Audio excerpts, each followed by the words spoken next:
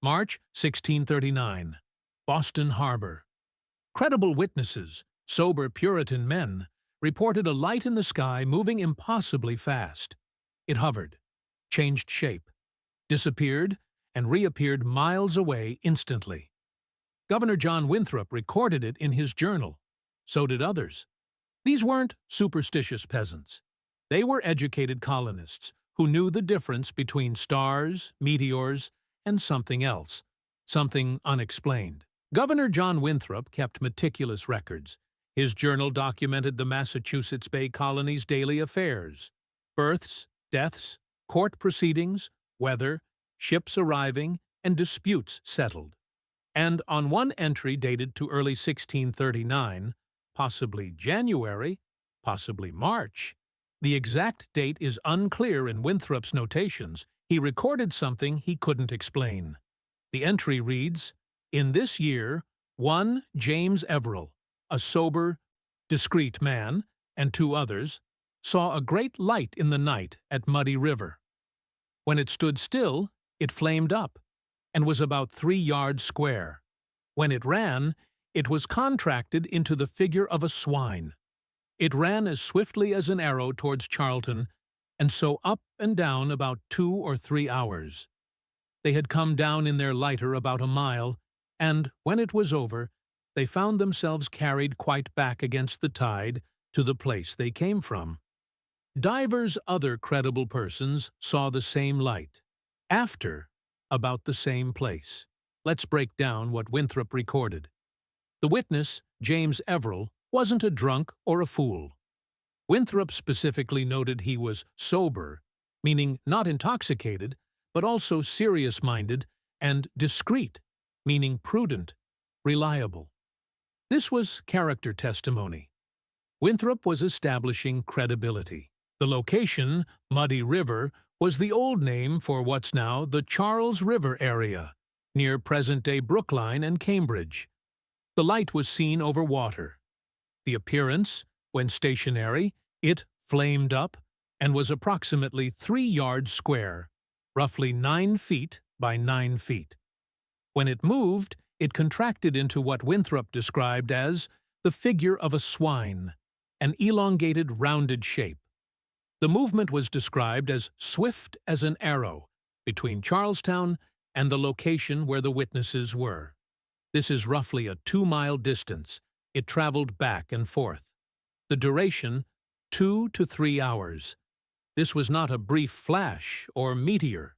It was a sustained, observable phenomenon. The disorientation. The witnesses had been rowing downriver in their lighter, a small boat.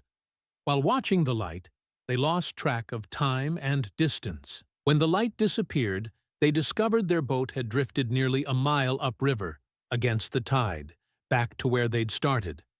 Multiple witnesses, divers other credible persons, saw similar lights afterward at the same location. What Winthrop didn't do is important. He didn't dismiss it. He didn't explain it away. He didn't accuse the witnesses of lying or hallucinating. He recorded it as a factual event requiring interpretation. And he wasn't alone. Other Puritan records from the same period contain similar accounts. These weren't UFOs in the modern sense. Puritans had no concept of extraterrestrial spacecraft, but they were unidentified. They were flying, or at least airborne, and they were objects, or phenomena. The question Puritans asked wasn't, "Are we alone in the universe?" It was, "What is God, or Satan, trying to tell us?" And that question would generate decades of debate, fear, and wonder. To understand how Puritans interpreted strange lights, you have to understand their worldview. Nothing was random. Everything meant something. God was active in creation, constantly communicating with humanity through signs, wonders, and natural events. Puritans believed in 2 types of divine providence. General providence was God's ordinary maintenance of natural order. The sun is rising, seasons changing, crops growing. This required no special interpretation. Special providence was God's extraordinary intervention in natural order for specific purposes. Unusual storms, unexpected recoveries from illness, strange celestial phenomena. Special providences were messages. They required interpretation. The Bible was full of celestial signs. The pillar of fire that led the Israelites through the wilderness, the star that guided the wise men to Bethlehem, the darkness at Christ's crucifixion, the signs preceding the end times, signs in the sun, and in the moon, and in the stars. If God spoke through celestial phenomena in biblical times, he could do so in 1639 Massachusetts. Puritans obsessively catalogued unusual events. Ministers kept wonder books, journals of strange occurrences requiring theological interpretation. These included deformed births, which they called monsters, unusual weather like storms and droughts, celestial events like comets, eclipses and strange lights, strange animal behavior, and unexpected deaths or recoveries. Each event was examined for meaning. What was God saying? What should the community do in response? Increase Mather published An Essay for the Recording of Illustrious Providences in 1684, a comprehensive catalogue of New England's supernatural and unusual events. It included the 1639 lights and numerous other aerial phenomena. When confronted with unexplained lights, Puritans had several possible interpretations. Divine message. God was warning of impending judgment or promising blessing. The community needed to examine its spiritual state and respond appropriately. Demonic deception. Satan was creating illusions to confuse or frighten God's people. This was spiritual warfare requiring prayer and vigilance. Natural wonder. God had created natural phenomena that humans didn't yet understand. This required humility before God's wisdom. Or it could be a combination. Perhaps natural phenomena being used by God or Satan for supernatural purposes. Misinterpreting a sign could be catastrophic. If God were warning of judgment and the community ignored it, disaster would follow. If Satan were deceiving people and they believed it was divine, they'd be led into error. So Puritan leaders debated strenuously. Ministers consulted. Magistrates deliberated. The community prayed. The 1639 lights weren't just curiosities. They were potential communications from the supernatural realm requiring urgent response. This is why Winthrop recorded the event carefully. Not for posterity or scientific interest, but for theological necessity. If similar lights appeared again, the record would help interpret their meaning. Patterns might emerge. God's message might become clearer. The lights weren't just to unexplained phenomenon. They were potential words from God, and Puritans needed to understand what he was saying. Here's what makes the Puritan light sightings remarkable. They weren't ignorant about astronomy and natural phenomena. Many Puritan leaders were highly educated. They'd studied at Cambridge or Oxford. They knew Aristotelian natural philosophy. They understood celestial mechanics as understood in the 17th century. John Winthrop, Jr., the governor's son, was a serious scientist. He corresponded with the Royal Society in London. He studied astronomy, chemistry, and physics. He owned one of the largest libraries in colonial America. When these educated men encountered unexplained lights, they first sought natural explanations. They knew about stars, fixed points of light that moved predictably across the sky with Earth's rotation. They understood planets, wandering stars that moved along the ecliptic in calculable patterns.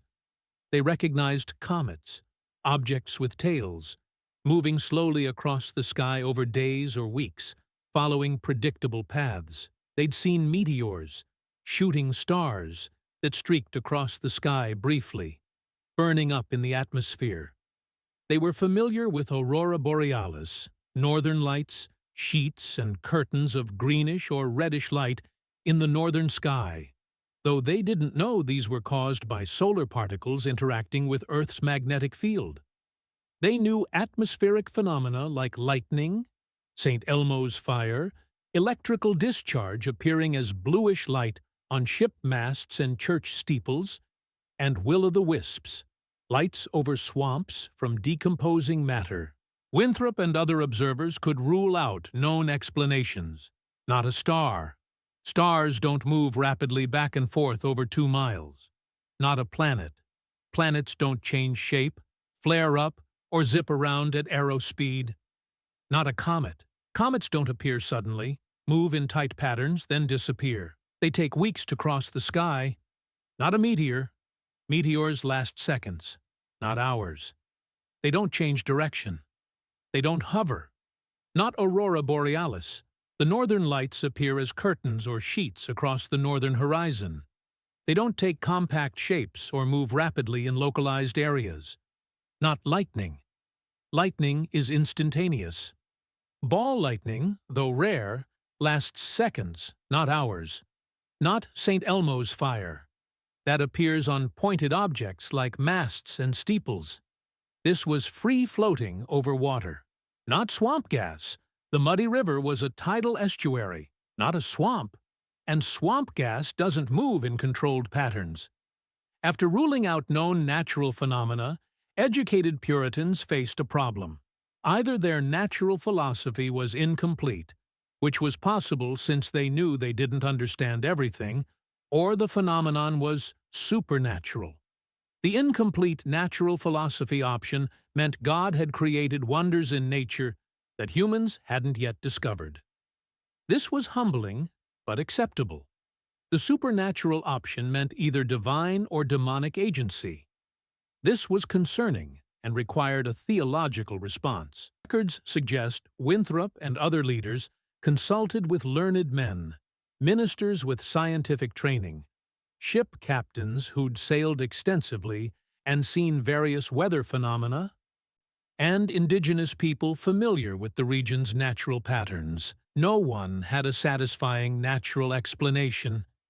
This didn't prove supernatural causation. It proved ignorance. But in a worldview where nothing happened without divine permission, even natural phenomena served supernatural purposes. The lights might be natural wonders, but God had reasons for revealing them at that moment. To those witnesses, in that place, the question remained, what was he trying to say? The 1639 Boston Harbor lights weren't isolated. Colonial records document multiple similar sightings across New England over several decades. In 1638, a year before Winthrop's account, New Haven Colony in Connecticut recorded strange lights over its harbor. The details are less specific than Winthrop's record.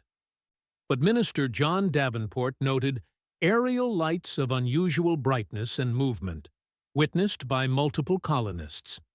The sighting occurred in winter, during unusually cold weather.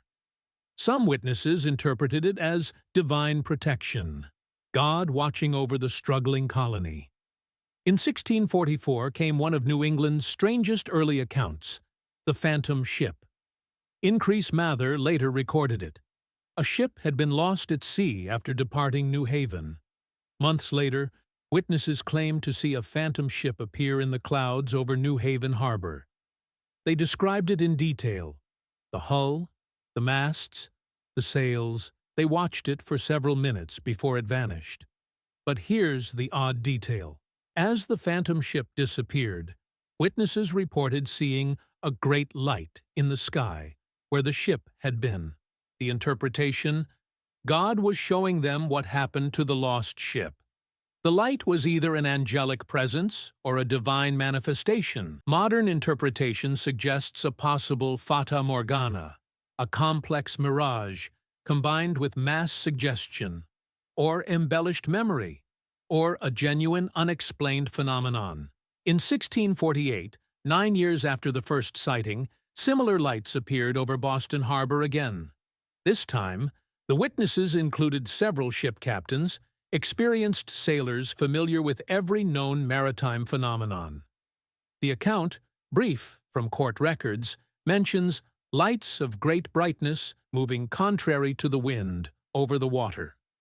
No extended description survives, but the fact that it was recorded in court records during testimony about something else, a sailor used it as a time reference, saying, "This happened the night of the lights," suggests it was well known and accepted as fact.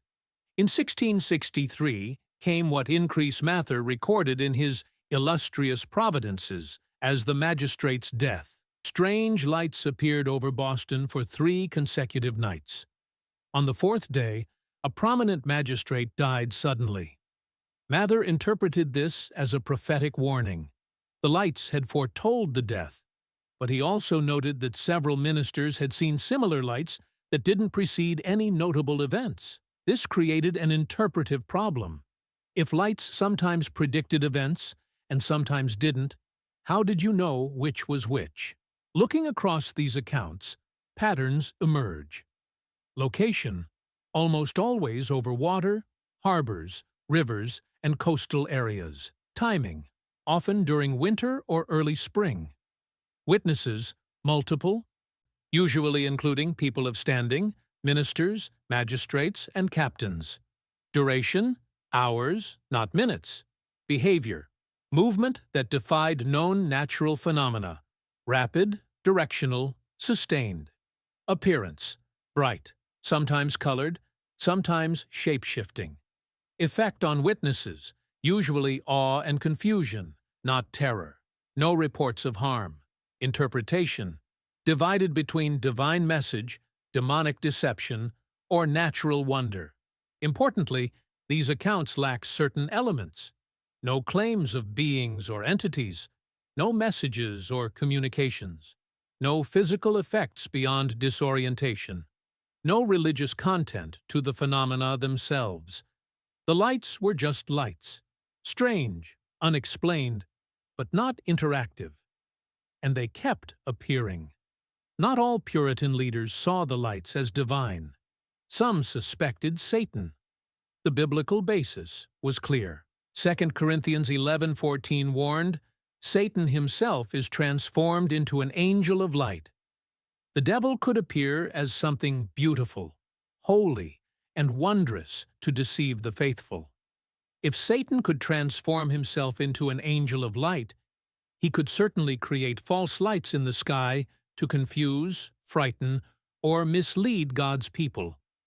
By Puritan theology, witches gained power through demonic pacts. Demons could create illusions and physical manifestations. While the 1639 lights predated the Salem trials by 50 years, the theological framework existed. Demons could manipulate the physical world. Strange lights could be demonic activity, either witchcraft or a direct satanic manifestation. Several details from the 1639 account troubled some ministers. The time distortion. The witnesses lost track of time. Their boat drifted nearly a mile against the tide while they watched. This suggested the light had affected their minds, a form of demonic enchantment. In witch trial testimony decades later, similar disorientation would be cited as evidence of demonic influence. The shape: Winthrop noted the light took the figure of a swine when moving. Pigs were associated with uncleanness in biblical law. Demons were sometimes depicted as swine. Remember the Gadarene swine, demons cast into a herd of pigs in Mark's Gospel. Was the shape significant? Some ministers thought so. The location, over water, particularly the Muddy River area, raised suspicions. Puritans believed demons preferred certain locations: crossroads, swamps, wilderness areas. Water could be spiritually significant. But the demonic interpretation faced problems. No harm, the lights didn't hurt anyone. They didn't communicate false doctrine. They didn't tempt anyone to sin. What would be the demonic purpose? Just to confuse? That seemed inefficient for Satan's agenda. Multiple witnesses. Demons typically deceived individuals or small groups. Mass sightings by credible persons seemed beyond typical demonic deception. No pattern. If the lights were demonic, What pattern connected the sightings? They weren't targeting specific individuals or promoting specific sins. Ministers debated these questions in correspondence and sermons. Some, particularly those with more conservative theological positions, leaned toward a demonic explanation. Better to be cautious. Assume spiritual warfare. Respond with prayer and vigilance. Others, particularly those with scientific interests, thought a demonic explanation was hasty. Shouldn't they first exhaust natural possibilities? Communities where lights appeared often responded with fasting and prayer, declaring fast days to seek God's protection and clarity. They increased vigilance, watching for signs of witchcraft or moral decline that might be attracting demonic attention. Ministers provided pastoral counseling, checking on witnesses to ensure they hadn't been spiritually harmed or deceived. The demonic interpretation reveals Puritan fears. Was New England under spiritual attack? Had they successfully escaped England's corruption only to face Satan's direct opposition in the wilderness? Were the lights God's protection or Satan's assault? The ambiguity was terrifying, because mistaking one for the other could be spiritually fatal. Other Puritan leaders saw the lights as divine, messages from God requiring interpretation, not spiritual warfare. Scripture was full of divine lights. The pillar of fire in Exodus led the Israelites through the wilderness at night with a pillar of fire. It moved, stopped, and guided them for 40 years. The Shekinah glory, God's presence, appeared as light in the tabernacle and temple. The Transfiguration in Matthew's Gospel described how Christ's face shone like the sun, and his garments became white as light. Angelic appearances. Angels often appeared in radiant light at Christ's birth, resurrection, and ascension. If God used light to communicate in biblical times, he could do so in New England. Increase Mather, and later his son Cotton, developed the most sophisticated theological framework for interpreting the lights. They were special providences, God's extraordinary interventions in natural order for specific purposes. Mather argued that God had created natural laws, but could suspend or manipulate them to communicate with humanity. The lights weren't violations of nature. They were God using nature in unusual ways. But if the lights were divine messages, what did they mean? Mather identified several possibilities. Warnings, God signaling impending judgment. The community needed to examine its sins and repent. The 1663 lights preceding the magistrate's death fit this interpretation. God warning of mortality. Promises. God demonstrating his presence and protection. New England was his special concern. The 1638 New Haven lights during a harsh winter fit this interpretation. God watching over his people. Calls to attention. God reminding the community to stay faithful. Not specific warnings or promises, just divine wake-up calls. Tests. God is testing the community's response. Would they turn to him or to superstition? The problem was knowing which meaning applied. Different ministers interpreted the same sighting differently. After the 1648 Boston Harbor lights, some ministers preached repentance, the warning interpretation.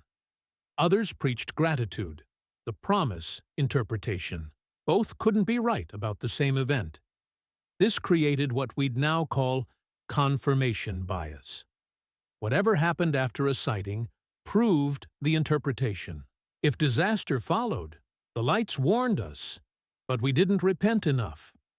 If prosperity followed, the lights promised blessing, and God delivered. If nothing notable followed, the lights were a test, and we passed by not panicking. The interpretation could never be wrong because it was flexible enough to fit any outcome. But divine interpretation had an advantage over demonic. It encouraged wonder rather than fear. If the lights were God's handiwork, they were marvels to contemplate.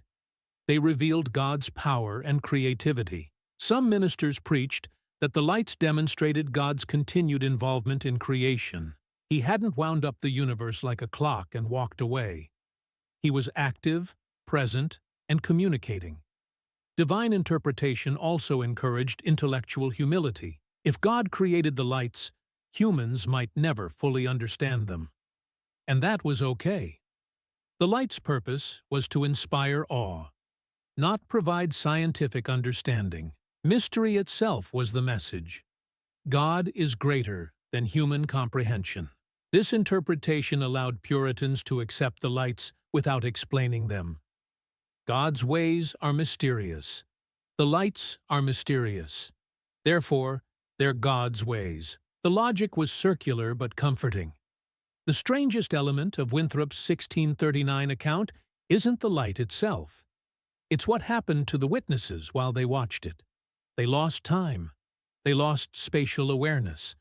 And their boat defied the tide. Winthrop wrote that the witnesses were come down in their lighter about a mile, and, when it was over, they found themselves carried quite back against the tide to the place they came from. Let's break down what this means. The witnesses had been rowing downstream in the muddy river. They'd traveled about a mile from their starting point. Then they saw the light and watched it for 2 to 3 hours. When the light disappeared, they discovered they were back at their starting point, roughly a mile upstream from where they'd been watching. The muddy river, the Charles River, is tidal. At certain times, the tide flows upstream, a flood tide. At others, it flows downstream, the ebb tide. But here's the problem. A small boat, a lighter, with 3 men wouldn't drift a full mile upstream against their attention even on a strong flood tide. They'd notice the movement, unless they were completely absorbed in watching the light and unaware of their surroundings. The witnesses apparently entered an altered state of consciousness. They were so focused on the light that they lost track of time, didn't realize hours had passed, lost spatial awareness, didn't notice drifting a mile, and lost awareness of their environment, didn't feel the boat moving. This is unusual even for people watching something fascinating. To Puritans, this detail was deeply significant. Demonic theory suggested demons had enchanted the witnesses, making them unaware of reality, while demonic deception played out. Divine theory proposed that God had placed the witnesses in a state of prophetic vision, making earthly concerns like time and location irrelevant while he communicated. Natural theory suggested the light had some physical property that affected human perception, though 17th-century natural philosophy couldn't identify what. Modern interpretations include psychological explanations, a mass hypnotic state induced by focusing on unusual stimuli. The brain sometimes loses time awareness during intense focus. Neurological explanations point to temporal lobe phenomena, parts of the brain involved in timekeeping and spatial awareness temporarily disrupted. Electromagnetic theories suggest that if the light involved electromagnetic phenomena, like ball lightning or electrical discharge, it might have affected the witnesses' brains directly. Strong electromagnetic fields can disrupt temporal perception and create disorientation. Misremembering is another possibility. The witnesses might have been drifting for some time before seeing the light, only realizing their position afterward and conflating the events. The time distortion also creates evidential problems. If the witnesses' perception was altered, how reliable is their testimony about the light? Maybe the light didn't actually move as fast as they thought. Maybe it didn't last as long as they believed. Maybe their entire perception was distorted. This is why Winthrop, noting they were sober, discreet men, mattered. He was vouching that they were normally reliable, even if this experience was abnormal. The time distortion remains the most puzzling element. It suggests the phenomenon, whatever it was, affected not just visual perception, but consciousness itself. And that's harder to explain than lights in the sky. What were the lights? Setting aside theological interpretations, what natural phenomena could explain the sightings? In the 17th century, the most common natural explanation was ball lightning.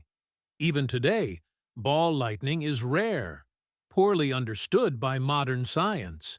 It consists of glowing spheres of electrical energy that can float, move, and persist for seconds to minutes. Problems with this explanation include that ball lightning typically lasts seconds, not hours. It usually follows lightning strikes, which weren't reported. Its movement is erratic, not directional, as described. Swamp gas or marsh gas was another theory. Decomposing organic matter produces methane that can sometimes ignite, creating flickering lights over swamps. Problems. The muddy river was a tidal estuary, not a swamp. Marsh gas lights are typically small and brief. They don't move in controlled patterns. St. Elmo's fire, electrical discharge during storms that appears as glowing light on pointed objects like ship masts and church steeples, had its own problems. No storm was reported. The lights were free-floating, not attached to objects. St. Elmo's fire is bluish-white. Descriptions suggest brighter, possibly colored lights. Phosphorescence from bioluminescent organisms in water can create glowing effects. Problems. This occurs in the water, not above it. It doesn't move rapidly or change shape. It doesn't last hours. Modern scientific explanations have refined ball lightning theory. Modern physics has a slightly better understanding. Ball lightning might be plasma spheres created by atmospheric electrical discharge, silicon particles energized by lightning, or electromagnetic knots in the atmosphere. But it still doesn't fully explain multi-hour sightings with controlled movement. Earthquake lights from tectonic stress before or during earthquakes can produce luminescent phenomena in the sky. New England has fault lines. This explanation fits better. They can last longer than ball lightning, can appear over water since fault lines are often underwater, and can appear repeatedly in the same locations at stress points. Problems. No earthquakes were reported in 1639, though small tremors might go unnoticed. Earthquake lights are rare and poorly understood. Temperature inversion and atmospheric optics offer another possibility. Under certain conditions, temperature inversions can create optical effects, distant lights reflected or refracted to appear in strange locations. This could explain lights over water, a common location for inversions, and unusual movements as inversion layers shift. Problems. Doesn't explain the brightness or sustained duration. Doesn't explain the shape changing. Aurora borealis in an unusual manifestation is possible. Northern lights occasionally appear farther south than typical. During solar storms, aurora can reach Massachusetts latitudes. Problems. Aurora typically appear as sheets or curtains, not compact lights. They appear in the northern sky, not overhead or south. The descriptions don't match the aurora characteristics. The honest answer is that none of these explanations fully satisfies the historical descriptions. Ball lightning comes closest, but has duration problems. Earthquake lights are plausible, but speculative. Temperature inversions might explain some elements, but not others. Perhaps the sightings were multiple phenomena conflated over time. One witness saw ball lightning, another saw earthquake lights, another saw atmospheric refraction.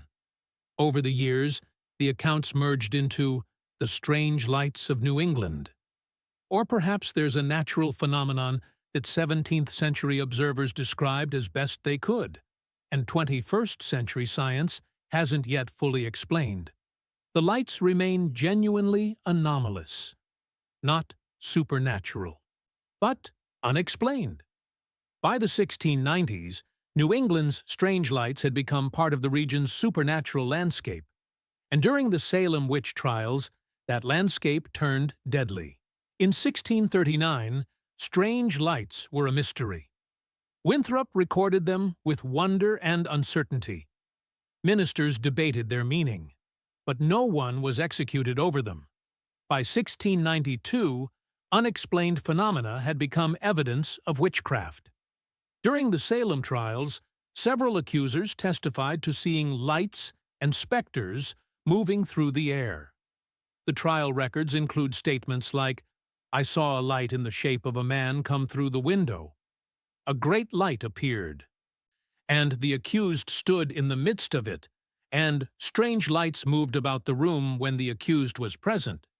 These testimonies were accepted as evidence of demonic activity and used to convict accused witches. The difference between 1639 and 1692 reveals Puritan society's evolution and devolution. In 1639, unexplained phenomena were recorded with curiosity. Multiple interpretations were debated. No one was blamed or punished. Mystery was accepted.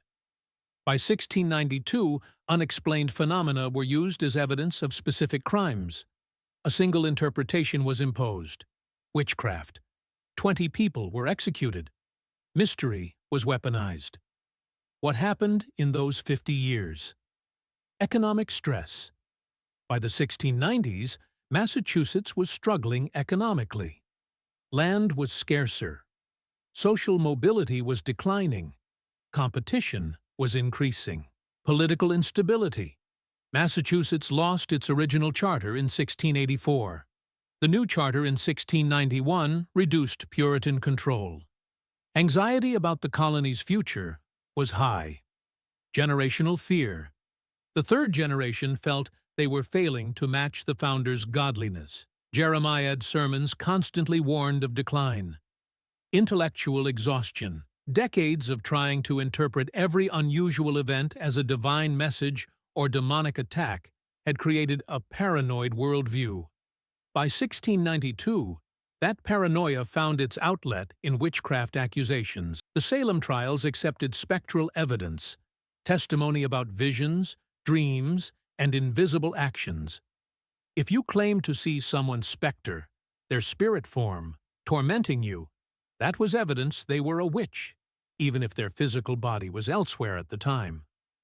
This was similar to the strange lights testimony. Invisible, unprovable phenomena became legal evidence. The 1639 lights had been external phenomena witnessed by multiple people. The 1692 specters were internal visions reported by individual accusers. But the theological framework was the same.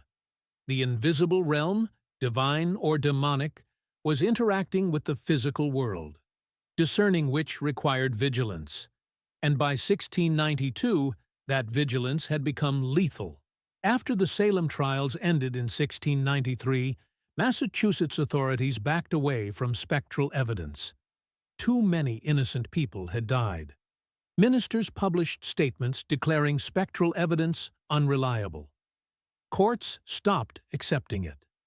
And gradually, the interpretation of unexplained phenomena shifted. Instead of immediately assuming supernatural causes, authorities became more skeptical. The Salem disaster taught New England a lesson. Turning mysteries into evidence got people killed. The lights that had been wonders in 1639 had become weapons by 1692. The shift shows what happens when a society stops tolerating ambiguity and demands certainty about the unexplainable. Mystery becomes threat. Wonder becomes fear. And fear becomes execution. The lights themselves hadn't changed, but what humans did with their fear of the unknown had become catastrophic. So, what were the Puritan lights? After examining the evidence, the theological interpretations, and the natural explanations, we're left with an honest answer. We don't know. The witnesses were credible. These weren't drunks or fools. They were educated, respected members of their communities, ministers, magistrates, ship captains, people trained to observe and report accurately. The phenomena were genuinely anomalous. The witnesses knew natural phenomena, stars, meteors, aurora, and atmospheric effects. They specifically noted that these lights were different. The accounts are consistent. Multiple sightings over decades, recorded independently, describe similar characteristics: lights over water, unusual movement, sustained duration, and multiple witnesses. The phenomena weren't interactive. No beings, no messages, no physical contact. Just the lights are behaving strangely. What we can rule out, not hoaxes. The witnesses had no motive. These weren't attention seekers. Many were reluctant to discuss the sightings. The phenomena were reported matter-of-factly, not sensationally. Not mass hallucination. Too many independent witnesses over too many years. Hallucinations don't recur in the same locations with different people. Not misidentified conventional phenomena. The witnesses were familiar with natural light and explicitly noted that these were different. Not alien spacecraft. This explanation is anachronistic. It imposes modern concepts on historical events. The witnesses had no framework for extraterrestrial technology and didn't describe anything suggesting it. The most likely explanation, rare atmospheric and electromagnetic phenomena that 17th century observers couldn't explain, and 21st century science barely understands. Possibly ball lightning variants, earthquake lights from tectonic stress, unusual electromagnetic plasma phenomena, or temperature inversion effects combined with other factors. The phenomena were probably natural, but extremely rare and poorly understood. Every era interprets unexplained phenomena through its worldview. 17th century Puritans saw divine messages or demonic deception. Every event had a theological meaning. 19th century spiritualism interpreted them as ghosts, spirits, supernatural entities communicating from beyond. The 20th and 21st centuries saw UFOs, extraterrestrial visitation, and advanced technology. What will the future bring? Who knows? Our descendants might look back at UFO interpretations the way we look at demonic lights, as the mythology of their time. The phenomena may be consistent across centuries. What changes is how humans interpret them. The lights are Rorschach tests. We see what our culture has trained us to see. The Puritan lights remain valuable precisely because they're unexplained. They remind us that nature still has secrets. Despite all our scientific progress, we don't understand everything. They show us that eyewitness testimony is complex. Honest, credible people can observe real phenomena and still disagree about what they saw. They demonstrate that context shapes interpretation. The same event means different things to different cultures. They warn us that certainty can be dangerous. The shift from wonder in 1639 to weaponization in 1692 shows what happens when we demand definitive answers to ambiguous questions. On a March night in 1639, James Everell and two companions saw something strange over the Charles River. It was probably natural. It was definitely unexplained. And it remains a mystery. Not because we lack information, but because some phenomena resist easy categorization. The lights weren't divine. They weren't demonic. They weren't aliens. They were just unexplained. And maybe that's the most honest conclusion we can reach. Some things we don't know, and that's okay.